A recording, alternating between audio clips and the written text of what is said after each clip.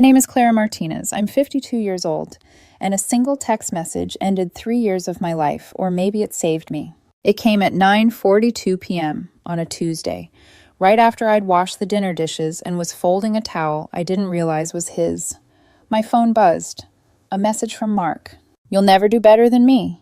Remember that. No context, no hey, no lead up, no argument to justify it. Just a digital pat on his own back. That was Mark, always declaring victories in battles no one else was fighting. The irony, we weren't even breaking up. He sent that text because I'd told him no earlier that evening.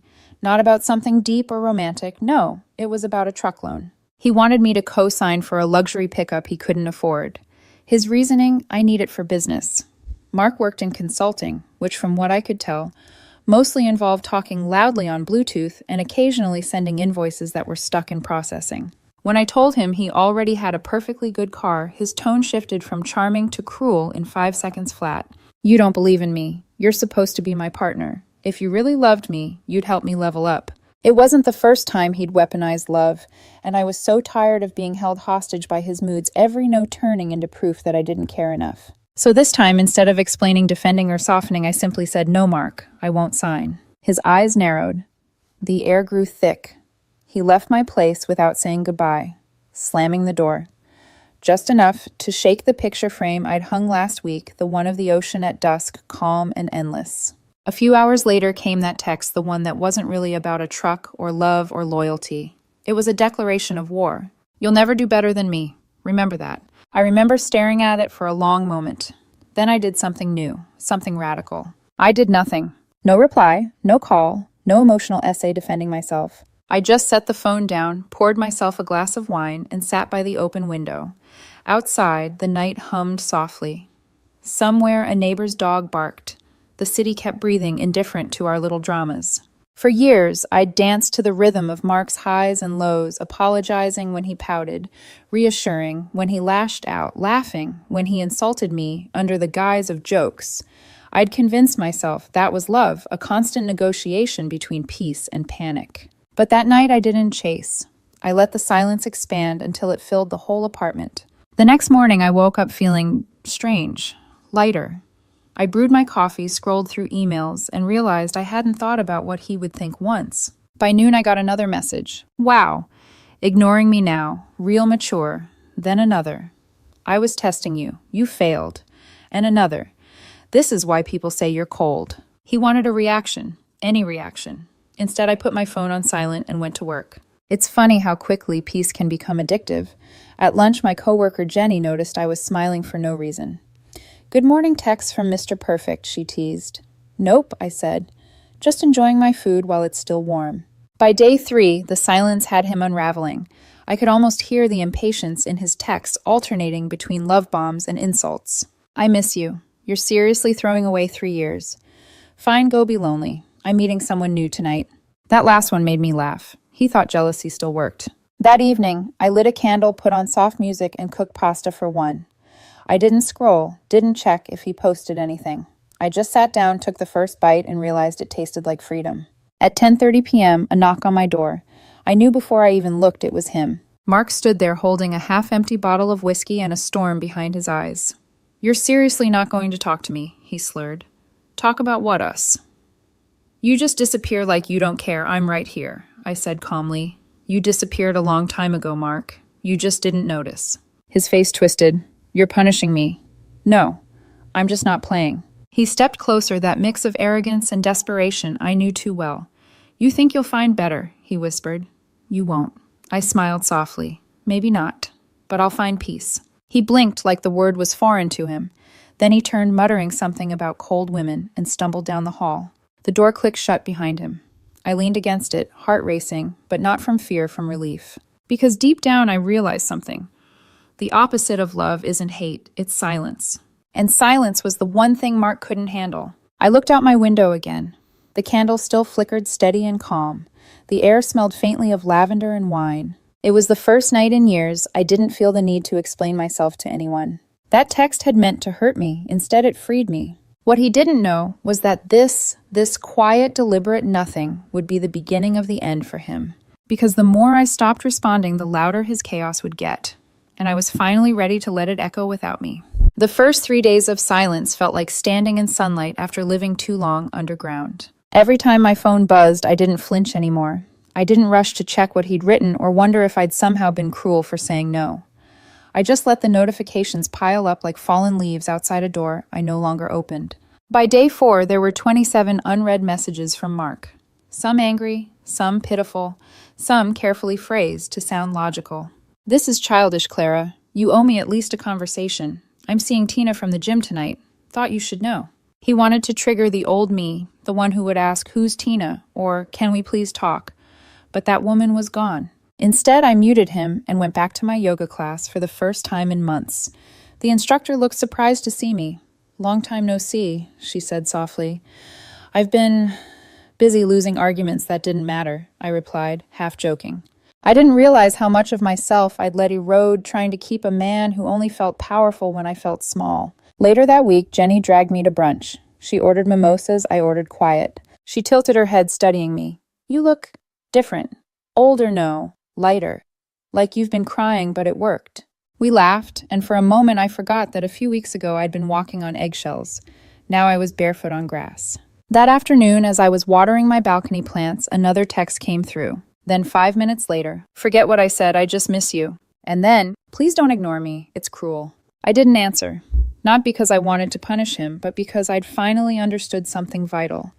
Silence isn't cruelty when noise has been your prison. That night I poured myself a cup of tea instead of wine. I'd stopped needing numbness. The peace itself was intoxicating enough. Still around midnight, I heard it 3 knocks on the door. My pulse quickened, not with fear but irritation. When I opened the door, Mark stood there. His hair-messy shirt, half-buttoned eyes, red from whatever mix of alcohol and self-pity he'd been nursing. "You're seriously doing this," he snapped. "Just ghosting me. I'm not ghosting. I'm resting," I said simply. He laughed bitterly. "Resting. We've been together for 3 years, I know," I said quietly. "That's why I'm tired." His face twisted. "You always twist things. You make me look crazy." I tilted my head. "Mark, you don't need my help for that." He stared at me like he didn't recognize the woman in front of him. Maybe he didn't. The Clara he knew would have been crying, begging him to come inside, desperate to smooth things over. But I was calm. And calm to a man like him is worse than fury. He stepped forward, lowering his voice. "You really think you'll find better?" I smiled faintly. "No, I just stopped looking for worse." For a heartbeat, something flickered in his eyes, fear maybe. The kind you feel when you realize your control is slipping and there's nothing left to grip. He left, slammed the door again. And I didn't cry. Instead, I made myself a sandwich and watched a late-night comedy show. The jokes weren't even that funny, but laughter came easily. Real laughter, not the strained kind you give to someone who needs constant reassurance that he's entertaining. The next morning, I woke to sunshine streaming across the room. I scrolled through social media, not his profile, just mine. Posted a photo of the orchid blooming on my kitchen counter. Caption, "Still growing." Within minutes, Jenny commented, "Finally you're smiling again." Others chimed in. Even Hannah Mark's sister left a heart emoji. That same evening, Hannah called. "Hey, just checking in. Are you and Mark okay?" "We're not fighting," I said. "We're finished." She sighed. I figured, he's been acting weird. Posting gym selfies with random women and quoting self-help gurus. I laughed softly. That sounds exhausting. It is. For the rest of us, too. After we hung up, I realized how different my life had already become. No more walking on eggshells, no more having to measure every word. 2 weeks later, I ran into Mark at the grocery store. He looked thinner, eyes darting around like he'd lost something. He tried for small talk. "You look good. I feel good." He forced a smile. "Well, don't get too comfortable. No one stays single forever." "Maybe not," I said. "But peace is pretty good company." His smile faltered. He grabbed a basket and walked away, muttering something about women changing overnight. As I paid for my groceries, I caught a glimpse of my reflection in the freezer door. My eyes looked clearer. My shoulders weren't hunched. There was a stillness in my expression I hadn't seen in years. That night, I texted Jenny, "Doing nothing works. It's like he's shouting into a cave that doesn't echo." She replied with 3 words, "Keep it quiet." And that's exactly what I did. Because every time I chose silence, he fell a little more apart. And every time he reached for control, he only touched air. I didn't need revenge. I just needed space. And space, I was learning, could suffocate someone who thrives on chaos. There's a saying I once read, Some people aren't afraid of losing you. They're afraid of you being okay without them. That was Mark in one sentence. It had been a month since I stopped replying, and my life was unrecognizable, not in a flashy, Instagrammable way, but in the quiet corners that used to ache. I woke up without dread, ate breakfast without arguments, went to bed without someone beside me scrolling through my phone under the guise of curiosity. And maybe the universe has a sense of humor because the more peaceful I became, the more chaotic Mark grew. At first, it was subtle. He started showing up in places I frequented, my favorite coffee shop, the Saturday Farmers Market. He'd pretend it was coincidence, but no one buys 5 mangoes in October by accident. One morning, he appeared outside my yoga studio, wearing gym clothes I'd never seen him wear before. "Didn't know you came here," he said, feigning surprise. I smiled. "You don't do yoga." "I'm trying new things," he replied, his grin too wide, his voice too eager. "Good," I said, walking past him. "Start with letting go." He laughed awkwardly, but his eyes followed me, like a man watching something he didn't own anymore. After that, the performance began. Every time I saw him, he had a new woman. First, it was Lydia, a 20-something, with red hair and a loud laugh that echoed across the cafe. She looked uncomfortable the way people look when they realize they're being used for someone else's story. Then came Tina, the supposed gym date from his texts, who spent the entire brunch talking to someone else on her phone. After that, Renee, who introduced herself to me once with a nervous smile and said, "I've heard so much about you." I didn't ask what exactly she'd heard. Mark made sure I saw them all. He'd glance over at me every time he laughed, every time he leaned in too close. He wanted me jealous. I gave him polite indifference, and that more than any insult broke him. Because for people like Mark, jealousy is proof of existence. Without it, they dissolve. Meanwhile, I kept living. I joined a weekend pottery class, something I'd always wanted to try, but never had time for. Because Mark used to call hobbies distractions from real life. There I met Amelia, a retired nurse who told me she'd left a man at 55 after 30 years of being somebody's apology. We became friends fast, maybe because she didn't treat healing like a secret. We'd shape clay talk about everything and nothing. One afternoon, as I molded what looked suspiciously like a misshapen vase, Amelia said, "Your hands stop shaking when your heart does." That night, I posted a picture of the vase with that caption. It wasn't meant for him, but somehow it found him. Within an hour, he'd commented, "You always loved playing victim." Then deleted it 2 minutes later. Jenny texted me a screenshot. "He's unraveling. You're glowing." She wasn't wrong. My skin looked better, my sleep deeper. I'd started running again, not from someone just around the block breathing air that wasn't thick with tension. But the real shift came when mutual friends started noticing. At Lydia's birthday dinner, someone snapped a photo of me mid-laugh. No makeup hair, undone, eyes soft. It ended up on Facebook tagged by 3 people. Comments poured in. "You look so happy, Clara. Freedom suits you. Whatever you're doing, keep doing it." Even Hannah, his sister, liked it. Apparently Mark saw it too, because that same night he texted me for the first time in 2 weeks. "So this is who you are now."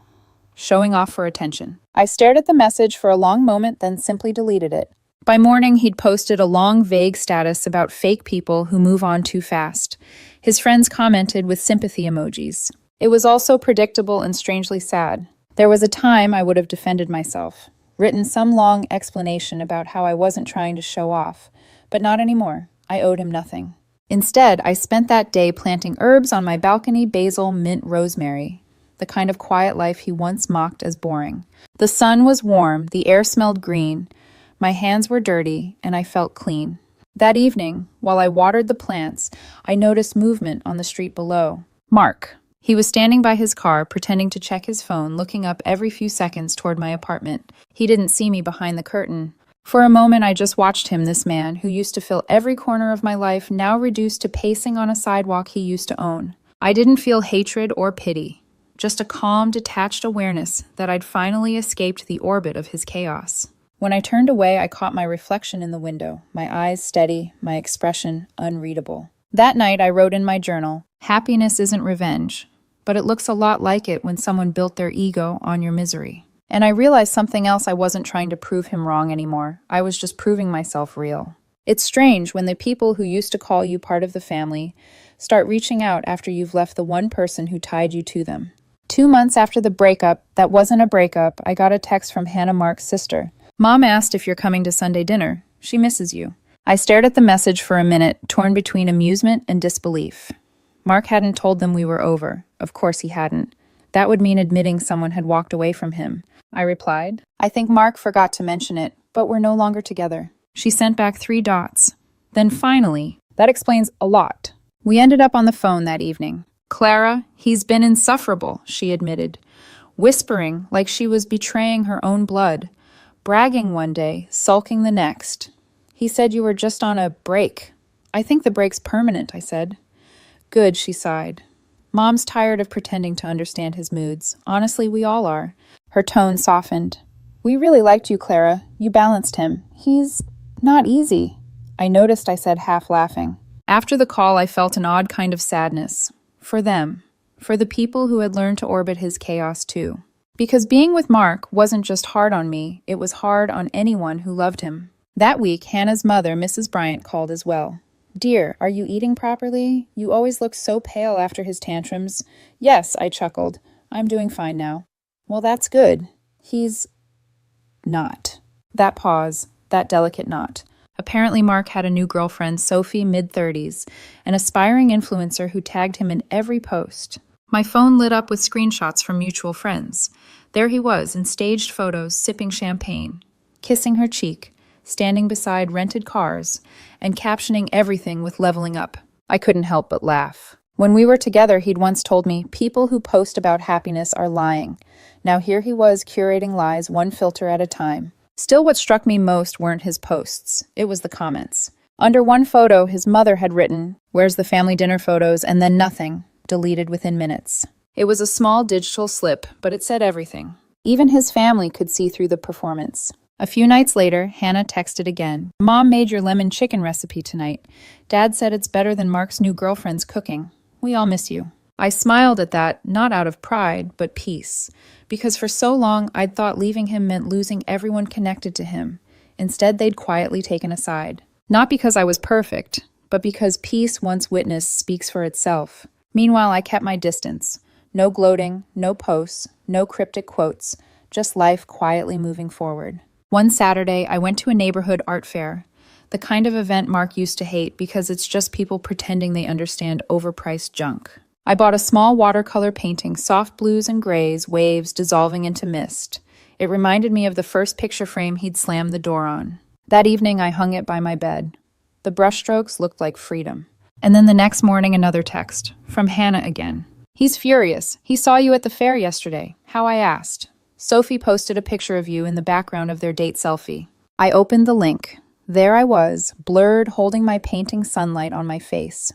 The caption, finding art that reflects our love. Oh, the irony. I didn't respond, but a few hours later, Hannah texted again. He's spiraling. Sophie's gone. He accused her of using him for exposure. Mom says he hasn't been sleeping. I set my phone down, feeling a strange stillness. It wasn't triumph. It wasn't pity either. It was closure. Because for years, I'd been the one losing sleep. Now I could finally rest. Later that evening, as I sat on my balcony, Jenny called. You heard about the breakup, she asked. I did. And nothing. Jenny laughed. Nothing suits you. I looked out over the skyline, the city glowing soft and gold. Somewhere out there, Mark was probably scrolling angry that no one was reacting to his misery. But that was the thing. Misery needs an audience. And I'd stopped buying tickets. Before bed, I texted Hannah one last time. Please tell your mom thank you for the lemon chicken. I'm glad she's doing well. She replied a minute later. She says you're the best thing he ever lost. I smiled. Not because it was true, but because it finally didn't matter. 6 months of silence had passed long enough for my peace to stop feeling like rebellion and start feeling like oxygen. Then one morning, Hannah called again. Her voice carried that uneasy politeness people use when delivering bad news. Clara, Mark wants to meet you. Just once. He says he needs closure. I laughed quietly. Closure.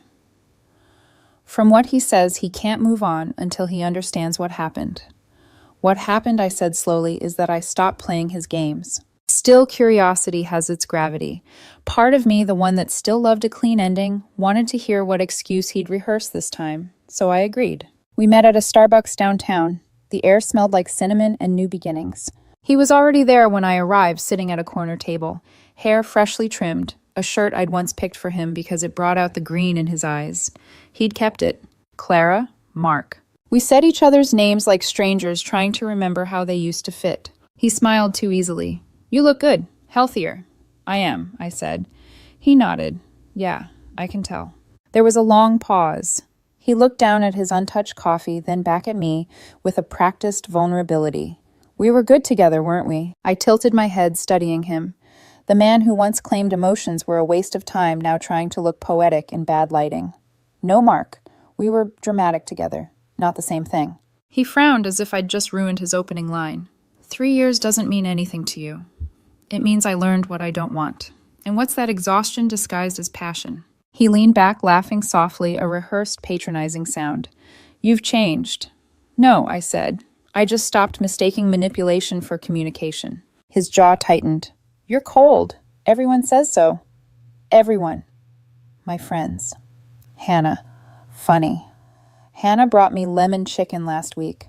He blinked, caught off guard. Why would she? Because she's kind, I said simply. And she's tired of your stories. The silence stretched.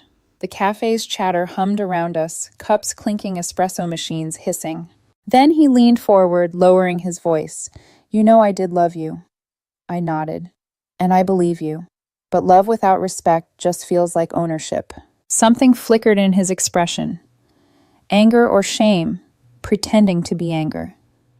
So that's it. You're just over it. I'm not over anything, I said quietly. I'm beyond it. His mouth twitched.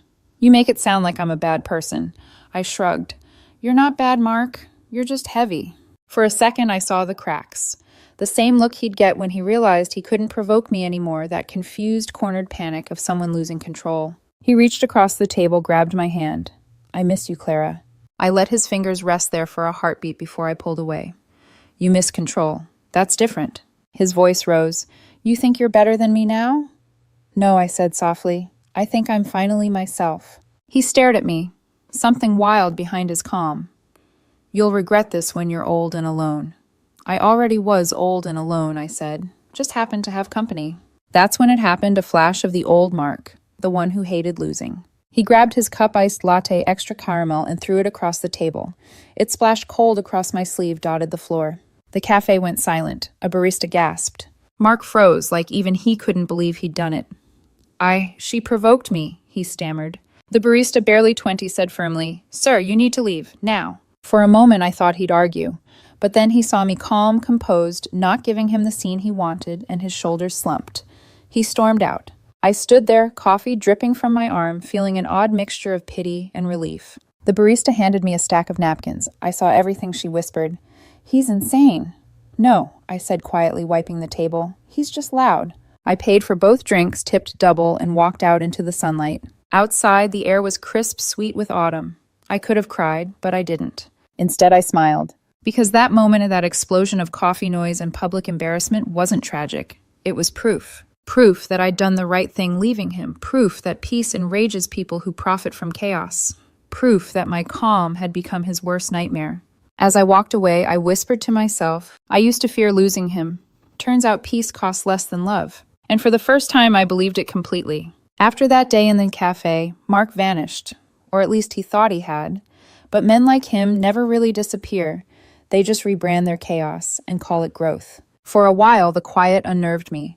I half expected him to show up at my door again, drunk and righteous. But weeks went by with nothing. No texts, no accidental run-ins, no mutual friends asking if I'd heard from him. And then life did what it always does after you stop bleeding. It filled back up. I started sleeping through the night again. Started eating food that wasn't a peace offering. Started laughing so hard at brunch one Sunday that Jenny said, You know what, I miss this you. And I realized I'd missed her too, the version of me that wasn't waiting for someone else's approval to feel worthy of breathing. Still, old habits die hard. Some evenings I'd scroll through social media and see him posting cryptic quotes about fake people and rising from betrayal. One post said, Real men rebuild after women try to destroy them. I almost commented with whose money, but I didn't, because silence was still my sharpest weapon. Eventually I stopped checking altogether. Then one afternoon, I ran into Mrs. Bryant, his mother, at the local grocery store. Clara, dear, she said, gripping my hand. You look wonderful. I mean that. You have color again. Thank you. I smiled. How's everyone? She sighed. Oh, Mark. He's Mark. Her husband, Mr. Bryant, appeared beside her holding a basket of tomatoes. He shook his head. That boy still hasn't learned. Keeps blaming the world every time something falls apart. I hesitated. Something fell apart. Another relationship, he said quietly. You dodged a bullet, Clara. He's seeing some young woman now who's already drained his savings. Calls her investment in the future. Mrs. Bryant nudged him. Don't gossip. He smiled sheepishly. I'm not. I'm confessing gratitude. We all laughed softly. Then she looked at me, her eyes suddenly sad. You did the right thing, dear. I know you feel guilty, but don't. He was never going to be your peace. That night I sat on my couch, tea in hand, thinking about her words. Never going to be your peace. Maybe that was the truth I'd needed all along. Not that I'd chosen wrong, but that I'd stayed too long hoping right could be taught. The next few months unfolded quietly beautifully. I refinished the old wooden table he'd once called ugly. Painted it the soft gray I'd always wanted. I started running again, slow, steady headphones and morning air biting at my cheeks. I joined a small hiking group that met every Sunday at dawn. We'd drive out of the city, climb for hours, and share snacks at the peak while the sun rose like forgiveness. Each weekend I came home exhausted but light, the kind of tired that heals instead of hollows. Meanwhile, the Mark rumors trickled in small, pitiful updates that made their way through mutuals. He'd broken up with the young girlfriend. She'd apparently used his credit card to buy a designer purse and blocked him right after. Then he'd dated a coworker who ended things 2 weeks later after discovering his real personality. One night, Jenny called laughing. You're not going to believe this. He joined a men's empowerment retreat. I snorted. Please tell me it's called Alpha Healing. Close. Evolve Man. The Journey of Accountability. Oh, dear God. Apparently they do ice baths and scream in the woods. Sounds therapeutic, I said dryly, for the trees. We laughed until we cried. But deep down I didn't feel cruel. Just done. Because when you've spent years drowning in someone else's storm, watching them flail without you doesn't feel like karma. It feels like distance. A few weeks later, a small envelope appeared in my mailbox. No return address, but I knew the handwriting immediately. Inside, a photograph. Me and Mark smiling at a dinner years ago. On the back, a single line written in his careful, slanted handwriting. I still think we could have worked if you'd tried harder. I stared at it for a while, then set it on the table he'd called ugly, and lit a candle beside it. For a moment, I just watched the flame flicker. Then I took the photo, folded it once, and dropped it in the trash. I didn't even feel the need to burn it dramatically or send it back. The real fire had already happened inside me. And what remained, this quiet, this stability, was worth more than any closure he could have written. That night, I opened the window and let the air in. Somewhere outside, people were laughing, the city still alive. I thought of Mark probably refreshing his feed, still performing his redemption arc, and whispered into the dark, You were right, I didn't try hard enough, because peace shouldn't require effort. Then I closed the window, turned off the light, and slept deeper than I had in years. 6 months of silence became a year. And somewhere between the unopened texts and the unspoken apologies, Mark stopped being my story and became a lesson. I didn't realize how far I'd come until one morning I received a text from an unknown number. No greeting, no name, just this. Just wanted you to know I'm engaged. Her name's Paige. She's beautiful, successful, and actually appreciates me. The ring's 3 carats. We're buying a house in Westfield. Told you I'd upgrade. For a second, I just stared at the screen, waiting for the old ache to rise, the sting, the jealousy, the what if. But nothing came. I laughed, out loud. Alone in my kitchen, hair still damp from a shower, wearing pajamas, I didn't have to defend as lazy. My first thought wasn't, why her, it was that poor woman. I took a sip of coffee and typed nothing. Instead, I took a screenshot and sent it to my group chat with Jenny and Amelia, my 2 silent witnesses to the resurrection of my peace. Jenny responded first, 3 carats. That's the cost of therapy he'll never get. Then Amelia, take bets on how long it lasts. I give it 6 months. I smiled, locked my phone, and went back to painting my balcony wall a soft ivory white. The morning sunlight hit the wet paint just right, glimmering like new skin. That's when I realized I didn't need to win. I already had. Because when you stop feeding chaos, it starves itself. That afternoon, I drove out to the coast. The ocean had always been my reset button, endless patient, unapologetically itself. I walked barefoot along the sand, letting the waves lick at my toes, and thought about how much time I'd wasted trying to convince someone like Mark that stillness wasn't weakness. The wind whipped my hair. Salt stung my lips, and the water pulled at my ankles, gentle but insistent. I whispered mostly to myself, "He's right. I'll never do better than him at drama, at manipulation, at chaos." Then I smiled. But I'm doing better without him. When I got home, there was another text, short, almost hauntingly familiar. "Still the best you'll ever have." This time I didn't laugh. I didn't roll my eyes. I just stared at it, the final echo of a man still performing for an audience that had left the theater long ago. And then I pressed block. Not angrily, not dramatically, just quietly, like closing a window before the rain. The world didn't shake. My heart didn't race. The silence that followed felt like music. That evening, I poured myself a glass of wine and stepped out onto my balcony. The paint had dried beautifully. My herbs were blooming. Across the street, someone was playing a slow guitar tune that drifted through the dusk. I took a deep breath and felt it all, the peace, the solitude, the faint hum of the city moving on without me having to control it. In the distance, the sun melted into the horizon. The sky turned the same muted gold as the frame Mark once broke when he left. And I thought maybe that was always the point. Not revenge.